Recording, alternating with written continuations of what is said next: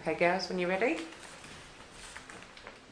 This is our opening title sequence presentation pitch thing, and it's our film starts. It's a non-linear film, so it starts in the middle of the action, and it's a restricted narrative, so the audience only get information when the protagonist gets information.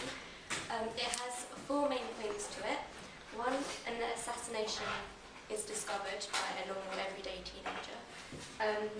2, the teenager is sort of attacked by the assassin to try and kill her, so she won't snitch to the police. 3, there is sort of a conflict between the assassin and the protagonist, and 4, a plot twist occurs at the end of the film. All our characters are within the age range of 20, and our first character is played by Charlotte. The character I will be playing is Jade Bennett. She's the classic antagonist you will see in a thriller film. She has a hidden identity for most of the film, and she comes from Russia, and she's part of the Russian mafia.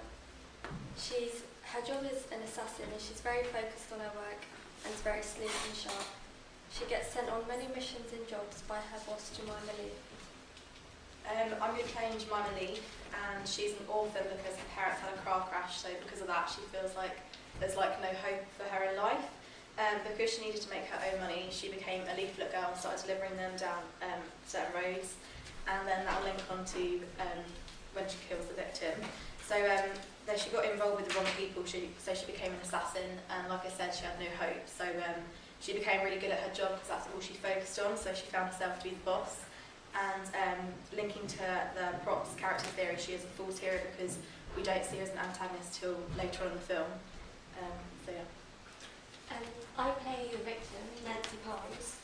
She lives with her father, who was the former boss of this secret organisation that both Jade and Jemima work at. But he sort of revealed secrets of the assassins' identities to the police, and Jemima, who was the boss, was personally offended by this, and so wants to take revenge by killing the thing that's most dearest to him, which is his daughter, Nancy Palms. Moving on to costume, the antagonist we plan to dress her in all black, as black connotes death and negativity. We plan to make her very smart. She's a workaholic, and she will be wearing red lipstick to show danger. Because I'm a false hero, I have to be quite casual so that it doesn't give away me being an assassin. So I'm going to be wearing jeans and a hoodie, and so I'm also going to have a crossbody bag to make it more realistic that I'm the leaflet girl. And because I'm playing the victim, I'm going to be wearing quite pale colours such as white to show innocence, and I'm going to be wearing a bow to show sweet and vulnerability. For props, we will use a kettle and a mug, as the antagonist will be sitting next to the dead body, drinking a cup of tea. This will show she's not fazed by the fact she's just killed someone, and hints at her job of an assassin. We plan to make the kettle rusty to make it more eerie. We're going to be using leaflets to show my social status and my profession as a leaflet girl, and because we're doing it down south, so we're going to get permission from her neighbours when we do it. And also we're going to use a knife and fake blood to make it more dramatic, and a mobile phone which acts as a distraction for the antagonist to leave the house. And the location will take place down my road and in my house because it's a very ordinary street which fits in with the sort of thriller narrative. And it's easy to get permission, and there's lots of space in my house, and yeah. And the decor will just murder will take place in the hall because it's very spacious, and we can put loads of fake blood and everything down.